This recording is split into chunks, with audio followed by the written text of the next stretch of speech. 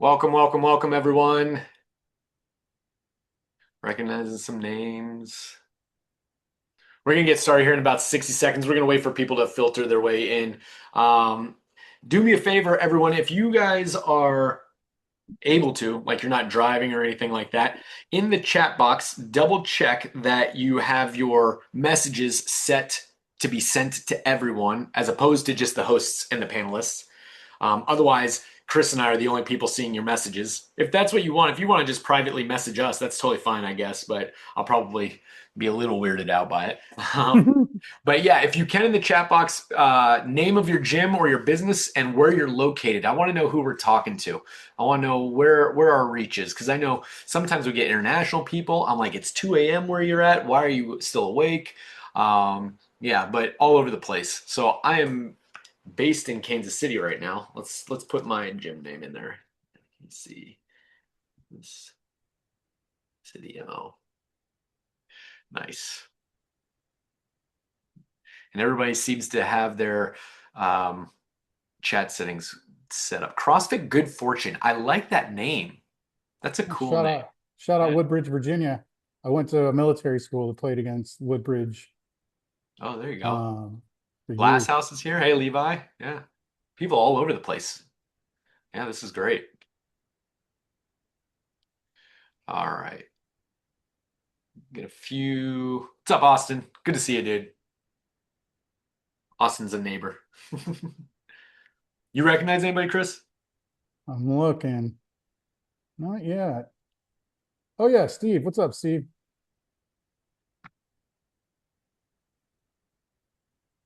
Cool. Let's see if I can change this. All right. We should be good to kick off. Guys and gals, just so you're aware, I will be going back and forth between monitoring the chat and talking with Chris and obviously presenting. There is a Q&A function. If you guys have a question that you're like, hey, this is relevant to the topic that they're discussing, if you put in the chat, there's a good chance that I might miss it. So do me a favor and put it in the Q&A. If you do put in the chat, I'll do my best to catch it, but no guarantee, right? Chris, you good to start off? You good to kick Cool. off? All right, Yeah, man. let me get this going.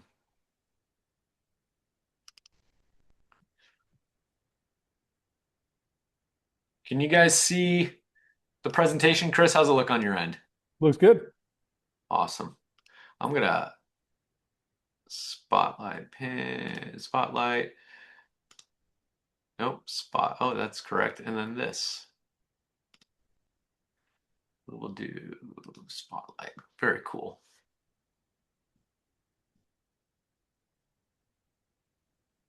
All right, so I'm gonna start kicking off. Ladies and gentlemen, thank you for joining us. Welcome to another PushStart webinar. So if you have grown your gym past just your self-coaching, you've probably felt this at some point.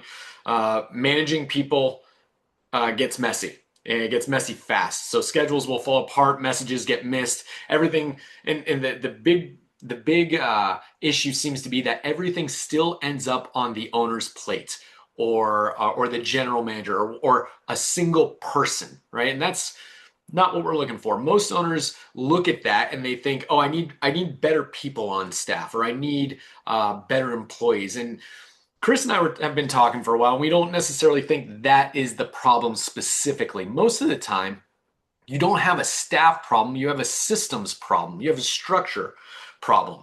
And that's what we want to break down today. So, Chris, thank you for joining me. You are the owner of CFT Fit, correct? That's right. Yeah, and you manage a relatively large team across multiple locations. And more importantly, you've built systems that actually make managing the team work for you. So, can you give me a brief background information, a brief intro on your background? Yeah. So yeah, Chris Williams. I'm based out of Tracy, California. I own CFT Fit and I own Altamont Performance Lab, which is a spin-off gym for strength and conditioning for youth athletes that's in the same building in a different suite, but I built it for a coach that was a perfect fit for an operator of something like that. So been doing this for 10 years this year. Holy cow. Before that was MBA grad, working corporate and doing different things. I just realized I never wanted to work for someone else again. So Amen jumped to that. I headfirst into got the you for that. yeah, jumped headfirst into the gym business. So can you and jump headfirst into the gym business? I like that. And you also tend to you manage the Facebook group that I know, right? Like and you do you help um, gym owners on a pretty regular basis with some of these struggles that we're about to talk about? Yeah, so I'm on the Facebook group. I think I know which one you're talking about. I'm Oh, in there. I help. I'm in there. yeah, I'll just jump in and talk to people. that's what I meant. Sorry. So yeah, I between being a part of Two Brain, mentoring, like in terms of as a client, and then just general conversations, I get DM'd probably 3 or 4 times a week with questions or people asking how I could, if I can help with certain things. And a lot of it comes around staffing because they know I've moved 100 miles away from my gyms. So I'm basically not in the day to day at all. And they're kind of just like, how? Yeah, Just what's the absolutely. magic? How do we do what you just did or what you've Yeah. done? So what are some of the issues that you see gym owners struggling with on a regular basis? I think it's pretty straightforward, right? Like things just slipping through the cracks, messages going unanswered, chaos in scheduling, coverage just not being there. And then suddenly you as the owner are like having to scramble to find babysitting or skipping an important thing in your family's life to make sure you coach a class because, no one wants to step up. And then you're pissed off at all your staff because you think they don't care. And then, obviously the fires, whether it's a big fire that starts out of nowhere or it's something that you kind of just didn't address early enough and now it's a problem. Those are the main things I see and I talk to people about regularly. Yeah, I'm trying to think of some of the fires that, always distract me. Like you go in to the gym and you're like, okay, today I'm really going to hammer down. I'm going to focus on marketing and I want to really nail this aspect of our social media strategy or something, or I want to get into the Grow platform and build this new workflow. And then all of a sudden, yeah, you need to cover the noon class or Yep. a toilet is leaking or something like that. And it's like, well, you never get the chance to actually sit down and work on what you planned because you're the person that everything falls to. Yep. I double click. There we go. So this is what we're addressing today. Most gym owners, like we said, they tend to start blaming the people around them. People search to blame other people naturally. That's a natural reaction when things aren't going the way that they anticipate or they want to go a certain way. And we believe that it's not necessarily a people problem as much as it's the systems that you are putting into place or that you're not putting into place. So the solution would end up being, hey, take a step back. How are you not necessarily onboarding and training everybody, but how are you communicating and developing these systems that your people need to manage and run? So a system is just a set of rules that someone follows in order to accomplish a task. And if you have not approached every task with the thought out guidelines or the thought out rule set, then you're leaving it up to interpretation by each person. So this webinar will hopefully give you some action steps on what to change immediately this week or going into next week so that you can start to see more organized chaos, I guess is what I'm going to say, or less just straight up chaos in your business. Now, like I said, this isn't a webinar covering staff onboarding, but I do want everyone to know that staff training matters.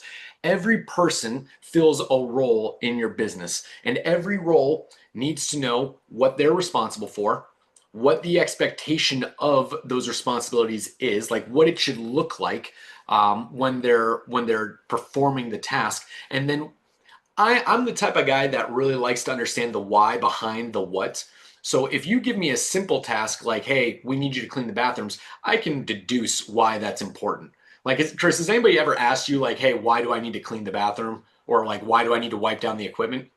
Yeah, the equipment one I've gotten a few times of like, Oh, why do wow. we need to do this during downtime? And my point is, well, you can do that, or we can find something else for you to do. But the point of the matter is, you want to be paid for this time. If you have like an hour gap, you're asking to be paid for it. I'm giving you easy tasks. Um, Wiping down equipment is just simple mathematics of like germs and um, cleanliness, right? Like Yeah, when you walk in a exactly. gym, do you want dust all over stuff or do you want it to look clean when you go to grab it for the first time? Yeah, and so it's very easy to make the case for these simple tasks, and but as the tasks become more complex or more nuanced, the outcome needs to be more specific. Like it's one thing to say, "Hey, coach a good class," right? Everybody's going to have a different interpretation of what good means. So when we say you need to be specific on the desired outcomes, you need to define the word good in that scenario. Now, the system for approaching this is the checklist that you as a gym owner or the GM, it's the checklist that you follow to get them to understand all those things, what they're responsible for, the expectation of the work, and the outcome. So, task, what does good look like? What happens or doesn't happen if they don't do it good, if they don't do good?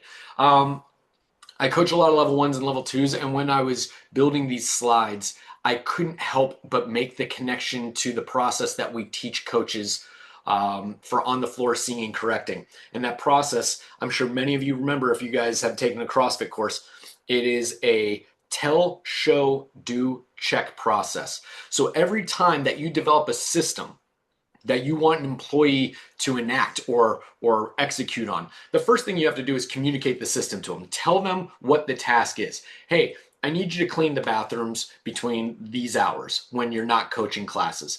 Then you're going to show them how to do it. In some instances, that might actually be them watching you clean a certain part of the bathroom. If that's how nitty gritty you're going to get, but you need to show them how to do it correctly. Then you need to have them do it. You need to have them practice it. So it's like, cool, I just showed you what I mean when I say clean the bathrooms. Do me a favor, go clean the bathroom on your next shift, and then come get me because now I'm going to check to make sure that you did it well.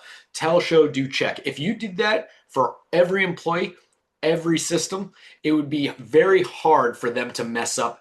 They'd probably have to have either a really bad day or they'd have to be messing up on purpose. Chris, have you ever had a scenario where you went through a really deliberate process onboarding a staff person, like a tell, show, do, check, and then they did not meet the expectations? Oh, countless times. And What was that's, what ended up being the reason for them not meeting the expectations? I think a lot of it is just what some of it is they come from cultures where the other places they work, this was allowed, just lapsed Mhm. effort was just acceptable. So they're coming in here thinking it's going to be the same. And then it's like, oh, nope, sorry, that's not how this is going to work. You're either going to adapt to the standard that we've set or you're going to adapt to the exit. So, um, that kind of goes to that whole thing of, right, like, here's the standard. Like, we're going to show you the standard. We're going to give you a checklist. We're going to give you visual cues. We're going to walk you through it. If you have questions, we will happily stop and help you, right, and show you again. Um, So but you like, allow this is them the to standard. practice, but it sounds like you allow them to make mistakes. Oh, absolutely. You can't. Yeah. Perfection is unattainable. We're human beings. We're going to make mistakes. I make mistakes all the time on stuff I do. I've done 10,000 times. So, human error is just a part of the game. We're not looking for perfection, but we are looking for ownership. So, like, if you fuck something up and you come back and go, "Hey, I forgot to do that. My bad. I'll catch it next time," and you just tell us before we find, or if we found it and go, "Who did it?" And you're like, "Oh, me. My bad. Cool. No Yep. problem." I remember when we were talking in preparation for this, um, I know we used the word consistency a few times because the goal of any system is to get consistency from specifically your staff in this case. But I remember you saying, what was the 70 to 80%? Yeah. So I personally believe, and this is something that I think has been studied. I can't give you the exact place, but the average person, when you're hiring, you should be looking to hire someone that can do 70%. That's a baseline of what you do. So you're So hiring someone 70% that of can like the fill outcome. 70% of the effort, the outcome, the result. An A player will get you somewhere between 80 and 90%. Wow. But if they're doing 100%, that just means they are learning from you to go do what you're doing right now and open their own gym. And like, you are literally just training your competitor. So to me, it makes it sound like we need to design. When I hear something like that, and I'm hoping that owners and managers can take this away. I need, if I hear something like that, I need to design systems that produce an outcome that is 70% of what I would do, and that needs to be good enough for the customer. I need to Right. design a system where if it's followed 70% of the time, it's still going to get the outcome that drives my business forward. Yeah, it kind of comes to that point of like, is your standard high enough Mm. that 70% is going to be a solid result for your clients, That for your 70% is still business? an A plus Right. for So them. when Yeah. my biggest mistake years ago is I realized my standard was too low. So Mm. like their 70% was like awful. Right. So I had to elevate myself to a level to where they felt like, all right, I'm keeping up with him.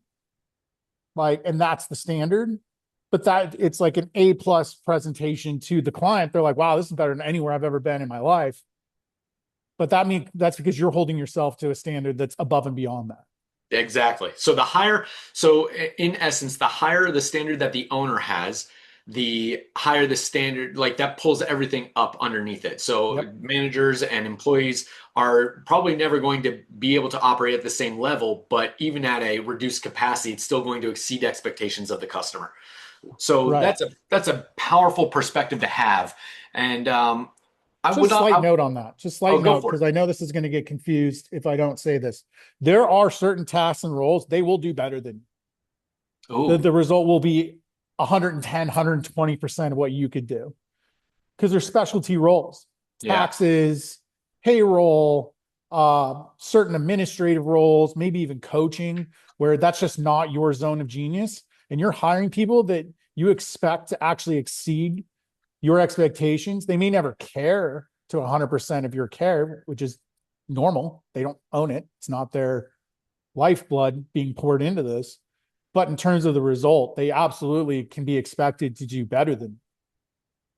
Yep. That makes total sense to me. You want to find people that can do certain things better than you and leverage that. Yeah, that's So been you my shouldn't, biggest breakthrough. yeah, absolutely. You shouldn't go around with the expectation that employees will do 70 to 80% all the time, but maybe the understanding that that is a potential outcome or a likely outcome. That Right. makes sense. So let's talk about a specific problem that a lot of people have: scheduling. And the main issue is that scheduling usually is routed through a single person, whether that is the general manager or the owner themselves and or the head coach or whatever. And a lot of people will be like, well, if it's routed to that one person, that's fine because I only want one person controlling the schedule. But a more robust system, one that does not make workload high for a single individual, is when people can determine their schedule themselves. Or if emergency coverage needs to take place, they can figure it out on their own and only get approval as opposed to having the manager find someone to cover for them and all this other stuff. So the Yeah. solution is we have to first come up with a policy. I have an example policy. This is the one that I used at my gyms in Las Vegas. It was very successful. And I do want to preface this, Chris, we're talking the audience for this webinar was aimed to be gym owners who have a staff of like 3 to 8, or maybe upwards of yours where it's like 15 plus, right? So if you are a one-man show, obviously scheduling is a moot point. If you are Yeah. 2 or 3 people, that's where scheduling needs to be systemized. So that's I wanted to put that caveat in there and preface this discussion with that. If you have a very, very, very small team, this is kind of irrelevant.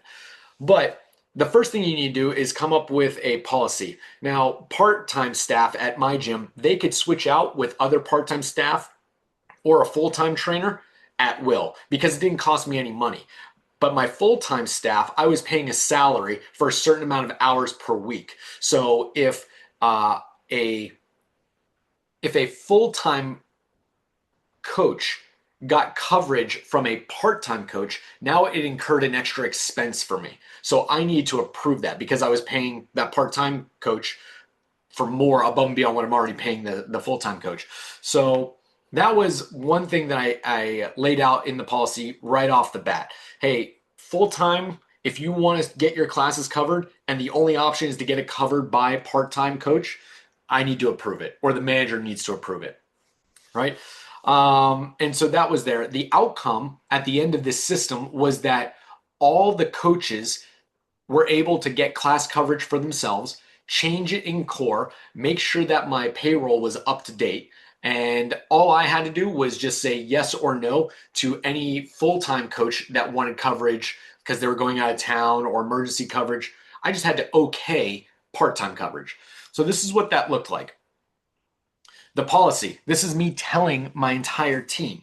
Full time staff are scheduled in blocks. So, we had a morning coach from 6 a.m. to noon, and then we had an evening coach from noon to I think it was 7 p.m. That session was a little bit longer, right? Part-time staff were scheduled on a per class basis throughout the week, but they were always assigned to either the evening block or the morning block, right? Full-time staff, they always had preference on what classes and what blocks they were being scheduled to.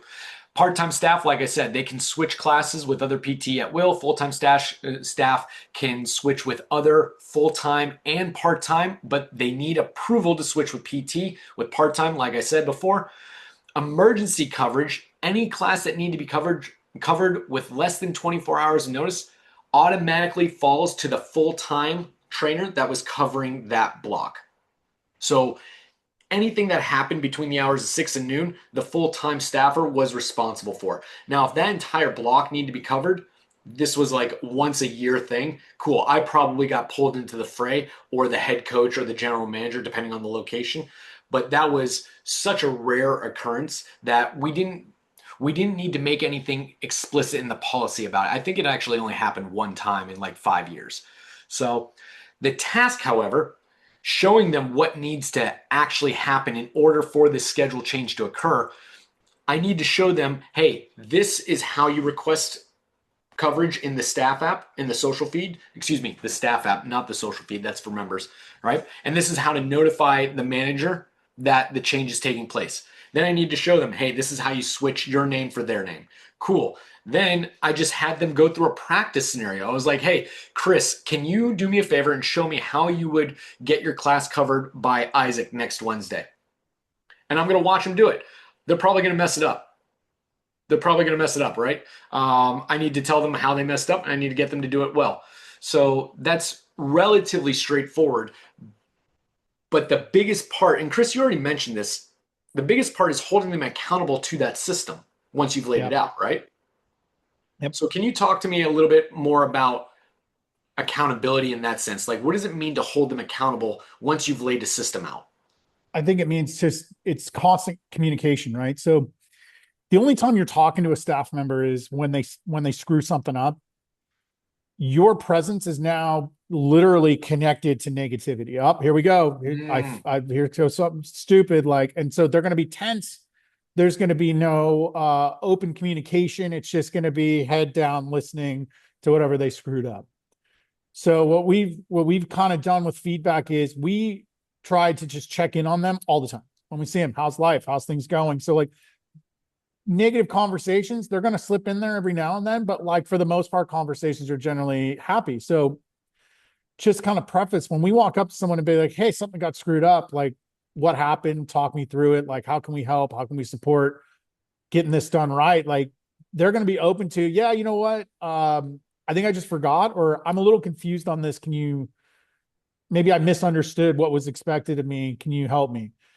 You know, that way, because then it's not this closed up, like, oh, I'm just getting bashed again. I just suck at what I do. Yeah, if the only time you're talking to your employees is when they mess up, that's I can't imagine that would ever lead to a good scenario, like a good Right. healthy relationship between you as the owner or the manager and your staff. So when you talk about accountability, it's constant communication to make sure that they have the ability to tell you when things are going well or not going well Right. from them first before you find out almost. Right. And then there's the whole idea of like, you know, say we're doing coaching checks and we're doing reviews. We'll do informal reviews regularly where we're just head coaches hanging out and just checking stuff out and giving them props. Like, hey, I love the way you handled Susie with her issue with her knee. You ran the class really well. It was kind of hectic. People showing up late. Awesome. Here's something I would work on. So I love that. Like, I don't want to steal your thunder because you're going to talk Yeah. about communication, but Right. that's a big part of the system is informal reviews. You systemize something that's Right. informal. So I love that. What about member experience when you want your coaches or your team to take more ownership of things that happen for your members, not necessarily directly in class, though? Um, so that's a tough one because you kind of have to go to both sides, right? So if someone's complaining something happened in class and you weren't there, no one's there to witness it, you gotta hear from all sides. Yep. My personal policy is I will always take the side of my staff unless I'm given a reason not to. Good call. I agree with that. So Yep. like I think a lot of us believe the members have to come first. And so whenever a member complains, it's immediately all this like it's the staff member's fault. I take the opposite approach because I do believe our staff is actually more important to the growth and success of our gym than the members. The members are going to be far more cyclical than quality coaches and staff members are. I mean, I think it's fair to say that the members are a result of you taking care of your Yep. coaches. Like more members will sign up if your coaches do a great job, and your coaches do a great job if you're taking care of them. So it sounds like you've almost systemized and formalized a team building system. Yeah. How does your team communicate day to day about members? Like if something like So if someone walks into your gym and they take a class from John yeah. and like they go to John and be like, "Hey, I need to put my membership on pause." And John's like, "Oh, okay. What's the process?" So they usually go directly to our GM. They Okay. might tell a staff member. So we have the staff app, the PushPress staff app. Slack was a bit too hectic for us. We are not the most technically inclined. So there's a Mm. hiring thing I could do better at is hiring more technically savvy people because Slack was a bit much. So PushPress app is great. Everything goes in this PushPress app. We have different levels. We have the coaches one that's all about coaching. We have a member one that talks about members, whether it's PRs, highlights, if they got hurt, if they need to go on hold, if there was a request, whatever. So we can see everything going on. All communication can be tracked and looked back on for a number of reasons. If a hold request gets missed, we can go back and be like, hey, that was requested. Everyone did their job. It just fell through. How do we fix it? That's So you don't great. have So to you ask have somebody to show me your text messages and prove to me yeah. you said this. Yep. Yep. I like that. So you have the staff app organized into different channels based off of the topic that needs to be discussed. Like Right. that's kind of like Slack. Yeah, I love that. Yeah. And all your coaches are trained and it's probably part of the culture. Like they probably see the conversation that's going on in there and they kind of just fall in, or do you explicitly train them on these are the things you put in these channels, these are the things you put here, and this is when you need to do it? Yeah, my GM basically works with them to kind of like remind them, like, hey, the coaching one is where we do, schedule changes, stuff like that. This all goes in the coaching one. So if you need coverage, you put it in, Nice. I love right? that. So we can monitor if these classes are getting covered, if we know to start planning a backup plan. Uh, and then, say the member highlight one, we're with the Mayhem program. So it's PR week. So there's tons of screenshots and lists of people that had PRs in morning classes, afternoon classes, evening classes. So our CSM can go in there and send text and letter and cards to every single one of them, Oh, wow. acknowledging their stuff. So like it's really easy to go through and then if someone didn't get a card or didn't get a text, we can be like, oh, yep, you missed that one. Can Can you hit it? it's Yeah, easy yeah. to kind of cover the paper trail on. So I wanted to bring this up briefly to everybody that's listening. It is Thursday, March 26th, and we just recently, within the past 48 hours, released this feature called Member Intel. And Member Intel, I put this little screenshot down here, and I'm not going to zoom in on it because, well, I want you to discover it on your own. Now, coaches can go in at the end of class and type in a note to anybody, and it will show up on that person's Intel report if they've reserved another class. So, like if Chris, if you coached a class 2 days ago and Bobby Sue PR'd her clean and jerk, when Bobby Sue reserves for my Thursday evening class tonight, I'll look at the people that are checked in and it will show me that report. It'll be like, hey, because Chris at the end of his class put this information under notes about Bobby Sue, now I have it and you didn't even have to tell me. It's just presented in an AI report. That's awesome. I'm super stoked about it. That feature right there will increase the efficacy and the communication between team members effortlessly, as long as they are putting the information where it needs to be. Steve, you just asked the relevant question. What does member intel pull from, core notes or core plus grow profile?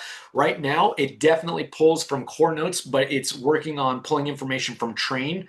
And I'm pretty sure, don't quote me on this. I'm not 100% sure if it's going to pull from Grow, because I'm not sure if they have a use case where they want to connect those two things.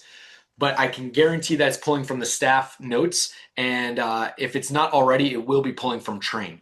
Yeah, I love it too, Steve. I think it's probably one of the coolest features that I've seen PushPress release since I've been with the company anyway. So that's really cool.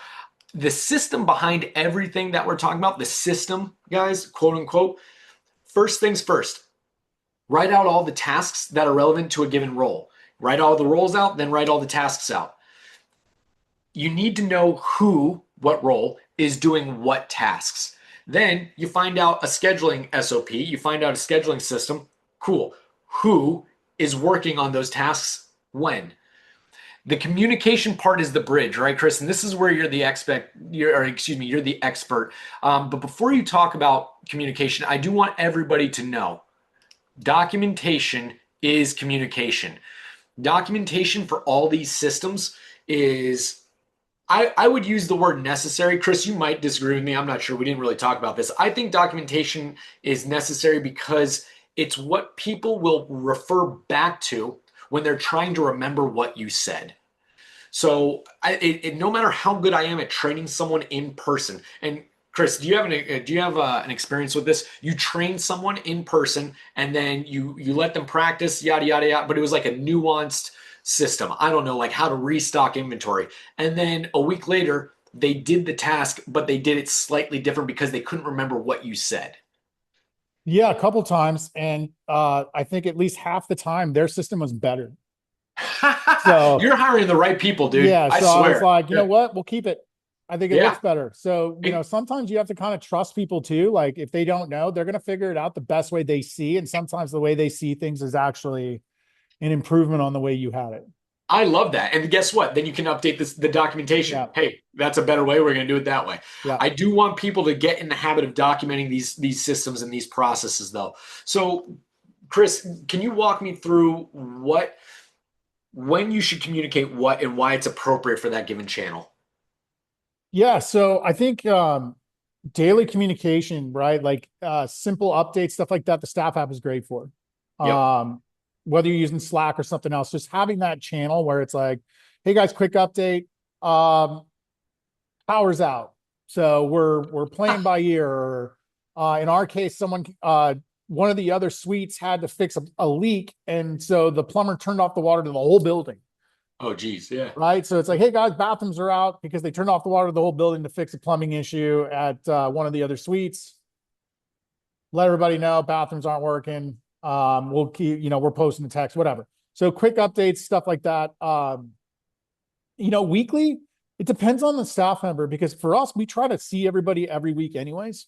When they're coaching and just kind of do some like what we call vibe checks, just checking in. Yep. And so weekly meetings, it's usually me and my leadership team at the different gyms. So like every Monday I meet with the leadership team of my CrossFit gym, CFT. I meet with the leadership team of my sports performance, and I meet with the leadership team of my media company every Monday. That's my Monday is like 3-4 hours of meetings. I figure out where everything's at, and then I move on. So on the weekly meetings, if you had let's say if you had that makes sense for you, right? Yeah. Because you're making sure that those businesses and the tasks that are being done are all in alignment with what you think should be happening. You're getting Right. updates. But if you were running a single location, let's say of 10 10 staff or whatever was half of them were full time, would you still have weekly meetings? Or in today's day and age, you might send out an updated email or something like that? Yeah, Like, I think that's more probably pragmatic yep. for any type of business. Have you ever heard the term like this could have been an email, Oh, yeah, right? absolutely. Like I think meetings are overused. Yep. I think monthly should absolutely happen, especially for coaching development. And then you sneak in any pertinent, like major updates in that monthly staff development meeting. And then it also goes out as an email for anyone that couldn't make it. Yeah, I Right. And like that. then quarterly, we'll have like an all staff meeting where everyone's expected to be there. It's 3 to 4 hours. We're laying out what we're doing for the next quarter, what the main focus is, what the importance and value of that focus is, and the why. And then, all that happens. So, but I think weekly meetings, unless it's like with your management or like your operator or some direct support that like is handling stuff you need to make sure is being done right, like leads, nurture, show, close rate, like things that like if it's off, you need to get ahead of it before the next week instead of it being a reactive thing at the end of the month, realizing we missed the mark So it type of sounds stuff. to me before, sorry, I don't want to cut you off, but right Yeah, before yeah. you go to the one-on-one, it sounds to me like the more refined your systems are and the better trained your people are, the less frequently you need in-person meetings. Yep. So that's probably a good litmus test. If you find yourself needing weekly team meetings, then it's probably because your systems aren't aligned or being practiced or executed well. Whereas if you find yourself only needing to get your full team together monthly or quarterly, and the business is still doing well, it's probably because you did a good job setting up systems. Is that fair? Is that a fair assumption? Yeah, and I think too, it's also understanding that maybe they don't understand what's important and they're not prioritizing the right thing. So your Ah, systems may be perfect, but you have not illustrated properly what the important things are. Like if everything is like burning, right? Like it's just a hectic week, everything could go wrong is going wrong. They should know what the three most important things are that still need to get done, regardless of how many fires they're putting. I like that. Yep, I like that. So what about one-on-one meetings, or how often are you doing that, and how important are they? What are you communicating during one-on-one meetings? So with one-on-one meetings, it's a lot of it's again, it's a vibe check. For me, I don't see everybody as often. So for me, I get to be the good guy. Now Yep. I get to sit down and be like, how's life? Tell me about things. Are we supporting you correctly? Is there anything we can do to help you? Let's roadmap what you want to make. Are you making enough? How can I help you make more if that's what you want to do? Are you happy with where you're at? Different stuff like that. My operations managers though will meet with their staff one on one, probably monthly, just informally, right? Okay. Like, hey, things are going good. Here's what we're working on. Here's the things I want you to kind of focus on this month. And then quarterly, we'll do roadmaps. Quarterly or every like 6 months, we'll do a roadmap and make sure they're on track for income goals and or maybe there's an opportunity on the table for a new program and we'll sit down with them and see if they're the right fit. So it sounds to me like the one-on-one meetings, and it's probably more relevant to most people listening to this to put themselves in the position of your GM or your Yep. operations manager, right? They're meeting with the individual staff quarterly to every 6 months to make sure that their professional and career development is Yep. tracking the way that they want. And if there's anything, so we have it on the slide: training, performance, feedback, and development. And it sounds like you lean heavily into the investment or the development side of their staff. And that's where the majority of one-on-one meeting time is spent. So Yeah. that's probably pretty potent. It probably breeds an extremely good team atmosphere. And if it's on a good, consistent cadence, that's that's going to build a lot of trust with your team. It also tends to flush out people that don't want to carry the torch. Yeah, that's Right? actually a Because good it becomes point. very obvious when they're not carrying the weight and they're not pulling their share. It's very obvious to everyone else, and it definitely puts them on an island. It's So not, they can't just hide in obscurity. So it's a systems issue until it's not a systems issue. Yeah. That's a people issue. Right. It makes it very easy to tell when it's a person issue and not a system issue. Yep, I like that. That's an even better litmus test. I like that. So where do you think Gym owners should start? I think if they were going to start anywhere, if you don't have SOPs, get started on the basic ones, like the simplest ones first, so you can practice how to write an SOP. Yep. Chris Cooper taught me a really great methodology years ago, which he said have someone just follow you around What do and you ask mean? Can you every explain that? question. So like have someone just follow you around. Like start with opening. Show up at 4:45 a.m. We open at 5.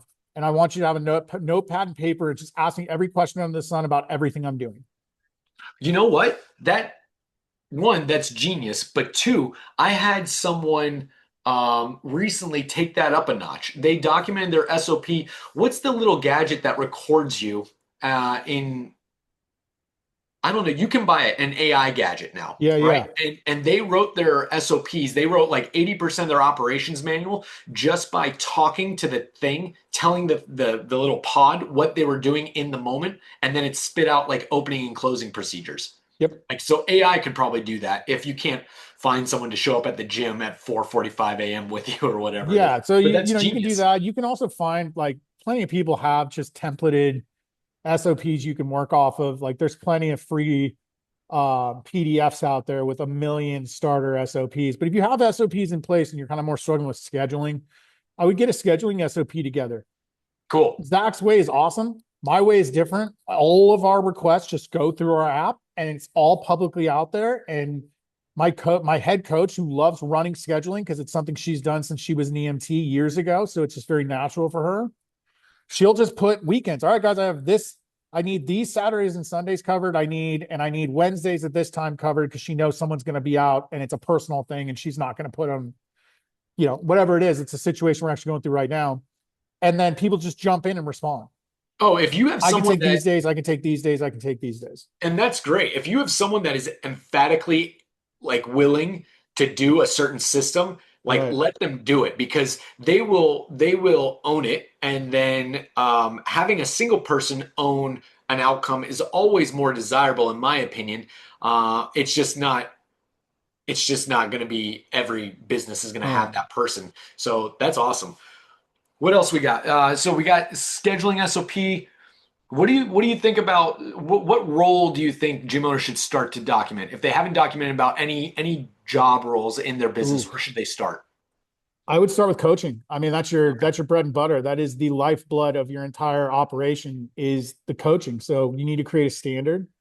We use a 1 to 5 ratio. So like 5 being the best possible, like you're a rock star at this particular thing. And a 1 being, I don't know why you're here. Um, that's just like inexcusable. So Yep. most people fit between a 3 and a 4. Like our really good coaches, they're a 3 and a 4 regularly, and some things they're a 5 because they're just naturally really, really good at motivation or, you know, Like voice level, different technical. thing, Yeah. commanding a room, whatever it is. Like that's it's just something they're really naturally good at. But then if they have a 2, we know, hey, this is the thing you're going to work on, and I'm going to check in on you, and I'm going to, go talk to so and so. They're really good at this, and have them explain how they do it. So there's a I lot like of that. like in coaching within the coaching where it's like peer on peer improvement as well. That's some of the best way to develop people is by Yeah. having a group of people that are willing to develop each other. Yep. Absolutely.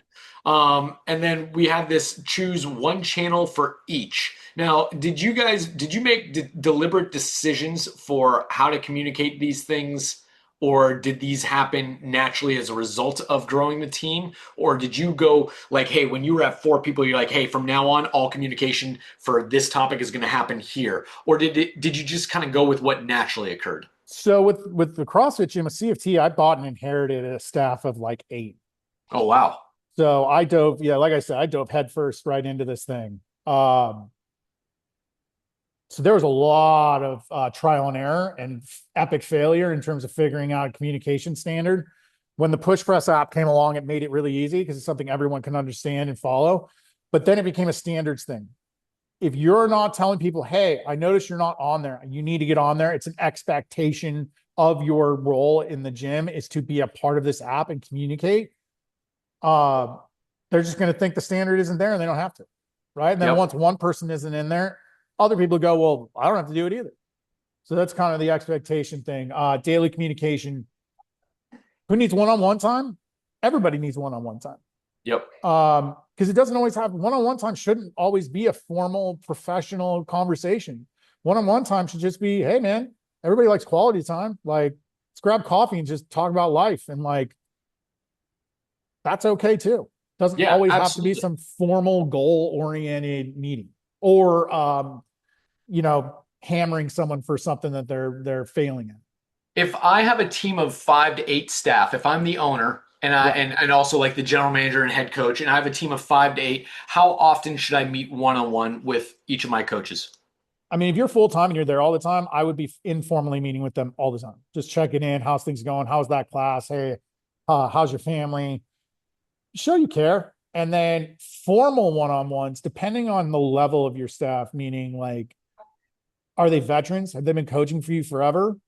Probably don't need them more than once a month. Like just a formal development meeting, which is what we do once a month. We do a development meeting. We have a specific topic. We talk about that topic. We answer any questions. We let them kind of air any grievances with things that are going on or problematic members or anything else. And then it's kind of a brainstorming like group talk to kind of figure out how to resolve stuff. You said you have a specific topic going into the developmental meeting. Is that topic a result of the evals or the formal or like where do you get that topic? So my head coach runs that. Generally, it's either evals or she'll just see things going on, or she'll Mm. see the way the programming is going and being like, all right, we need to address this coaching or this movement or something we don't do often. And that's going to be the Oh, so developmental piece. so they've systemized it based off their Right. observations. It's like, Right. hey, I've noticed that I'm going to be watching classes, and whatever I see our shortcomings or our gaps are as a coaching staff, that's what we're going to develop. I love that. Yep. That's phenomenal. I love that. So I wanted to I put this up. This is for the Q&A section now. We're going to transition for about a few minutes.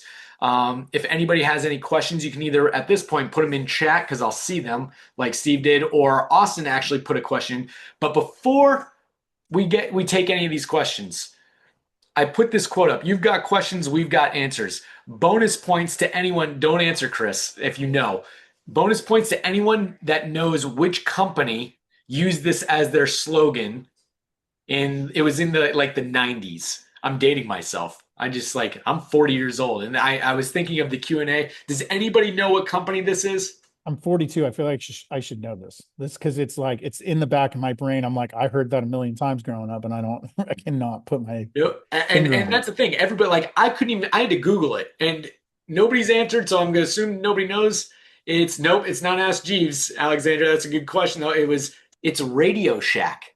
Oh, Does anybody else remember Radio? Of course you remember Radio Shack. I don't know what happened to them. They're out of business now, but like everybody knows this saying, but nobody would remember that it was Radio Shack. I just thought that was funny. Anyway, yeah. Radio Shack was the one that refused to believe in the internet, right? Like they refused to oh yeah. believe having an online store mattered. Yep, exactly. Yeah. Austin, let's get to your question. We're gonna answer it live, and I'm assuming this is directed at Chris. Chris, how did you create your own culture slash standards after you inherited a staff that was already in place? I'm curious, did you just lead naturally, Chris, or did you go in with like a set of like, hey, these are the systems that we're gonna employ, and this is why, and this is the standard that is now something that we're striving for? Like, did you do it formally? Was it informally? How'd you do that? It was horrible. I Yeah. did it was years of failure and conflict and hiding from having hard conversations and then finally realizing if I don't get this figured out, like there won't be a gym. Ah, so So the number one thing I came to the conclusion of Austin was um, hard conversations are the easiest conversations you're ever going to have. They're only hard in your head. oh wow. So for me, what I realized was we tend to think of every worst case scenario humanly possible that a conversation could go. The average person cares far less, Mm. right? So when you walk up and go, hey, you showed up late to class. What happened? And they're like, oh, I'm so sorry. I got in traffic. In our head, it's, hey, you showed up late to class. What happened? And they're like, fuck you. I don't care. Like I do what I want. You can't question me. And it's going to be this massive conflict. And it's not. They usually can. They usually want to do better. They just didn't know did something wrong in a lot of cases. And we take it as they don't care and they're going to push back. So for me, the standards were created by having just conversations with people on a regular basis. Hey, how can we do this better? Hey, how can I support? I saw this thing is falling off is it too much? Should I pass this to someone else? No, no, no, I got it. Or sometimes I'll be like, oh man, thank you for saying something. I was afraid to like Yep. bother you with this. I was just gonna gut it out, but like, yeah, it's too much. I need some help. Yep, that's great. Yeah, I remember when we acquired a gym, we bought a gym, and changing the culture and changing the systems was the easiest thing to do up front, and the Right. culture lagged behind for months. But exactly what you said, Chris, holding the standard on the systems and the accountability actually started to sway the culture in the long run. And I'm pretty sure there's no way of doing that well and quickly at the same time. No, because a lot of times it means changing out staff, and some are Yep. very long time veterans, especially if you inherited the staff. They're stuck in their ways. They're stuck in their ways and they are not going to change. And you can't just suddenly replace them. You have to hire and develop new staff with the new expectations and culture that you are developing. And then when the time is right, you let go of the old one. Unless they're a real weed, I mean, like really, really problematic drama, start like get rid of them now, figure it out later, because that is far worse than waiting. But if it's just someone that's kind of stuck in their ways, they do what they're supposed to do, but they don't want to step up to the next level you expected them to Yeah. hire, develop, and then replace. Yeah. Austin, Chris is making, he's spitting gold right now.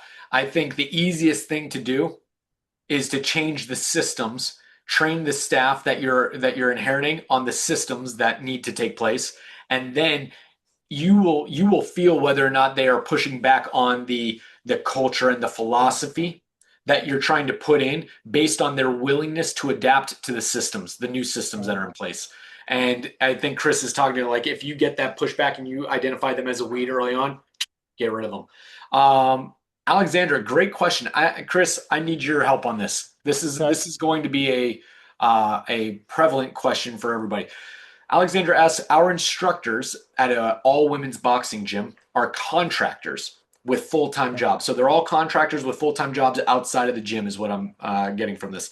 They coach for us part time, a few hours a week each. Getting weekend coverage is tough. Do you have any tips? Hiring for our gym outside of our own membership is difficult due to our specialization. Yeah. So when we struggle with the same thing, we have what we call bench coaches. And when we started hiring bench coaches, we didn't make that weekend thing a acknowledged like expectation. So we hired all these coaches that were like, yeah, I'll work Monday through Friday, but I already work full time. I'm not working weekends. And so Mm, we got all these bench coaches that wanted to coach, but they didn't want to coach when we actually needed to fill classes. So when we started hiring bench coaches, we made it very clear, yeah, we'd absolutely love to develop you. Just up front, we are expecting it mandatory that you coach weekends and you're available at least one weekend a month. Otherwise, the that conversation stops now. And like if you change your mind and want to work weekends later, like we'll absolutely bring you back on. But like if you're not willing and understand you're expected to make yourself available one weekend a month, like um yeah. yeah, it's I just not I'm going to right happen there right with now. you. Alexandra, Yeah. I'm right there with Chris on this. I don't let my part-time staff tell me when they want to work. They Yeah. are and that's maybe the expectation part of the roles, tasks, expectations, and outcomes that you need to focus on, Alexandra, is what you can say, be like, hey, these are the class times that we need covered. If you can't help with that, then cool, we can't use you right now, but I'll stay in touch if there are some hours that you can, if hours do become available. What I have also seen work is that they split the difference, or gym owners will split the difference with part time coaches, be like, hey guys, we're really struggling to get weekends covered. And the vast majority of you guys are covered on the weeks or the weekdays. So, what we'll do is a 2 to 1 for every one or for every two classes that you coach during the week. I need you to cover a weekend time slot as well. That might be something that they're willing to do, but I agree with Chris. you set the expectation of what the task is. And if the task is weekend coverage, then they'll either say, hey, no, can't do that, or they'll say, all right, I'll make something work. Yeah, Right. Chris, Now you got anything to add? the standard is swung to the point where like I just looked at the app. I checked in real quick before this meeting, and it was like the coach put out like 4 or 5 weekend days that need to be covered in April, and they got snatched up in about 2 minutes. And it's just everybody's taking one day. Where people are like, I can take these 3 days, and coach would be like, all right, well, I got people covering two of them, so you just take this one. And people are grateful for that because, like, again, we brought on coaches that knew the expectation was weekends, and they're grateful they only have to do one day instead of a whole weekend. There you go. Yep, there you go. I wouldn't default to this. It just popped in my head. I wouldn't default to this, Alexandra, but I know there are gyms that do this for memberships at peak times, and there are gyms that pay their coaches different hourly rates for highly desired class slots. So it's like, hey, if you're paying your coaches $20 an hour, hey, if you take a weekend slot, it's $30 or something like Yeah, that. I'm not sure if that works with your premiums business have model. been known to work in the past. Yeah, We try to avoid it just because we have a tiered system, like a matrix. So we try not to pay someone outside of their matrix, but we have there you go. considered it in the past when we're really struggling to get something covered. It's got to work for the business model. So Yeah. yeah, that's just something to explore, Alexandra. Hopefully that gave you some ideas. Um, oh yeah, that's a good question. Any way we can backtrack, implement that with current coaches? Yeah, Chris, do you have a quick suggestion on how you introduce maybe a new policy that is, for lack of a better term, conflicting with current policy? So you're saying you're changing a policy and it Yeah, conflicts with what everyone is known forever. yeah, So that's human nature is to avoid change at all costs. So like you have to kind of be patient and you have to have some um just you have to be patient with people to change. gotta give them grace. Yeah, you Yeah, got there you go. That's where I was looking. You gotta have grace with it. But like you've said a few times, the why is probably the most important part. Hey guys, this policy is changing. Here's why. Here's the root cause of why we're changing this policy. yep, If we could do it a different way, we would. We've analyzed it from 100 different angles. This is the best way to move forward for the benefit of everyone, our members, us, the business as a whole. People generally will buy into them. You might have a yep. few curmudgeons that are like they don't want to change. Again, that's just showing cool. When an opportunity comes up, guess who is going to be at the bottom of the list of people that are going to get an opportunity? The And curmudgeons.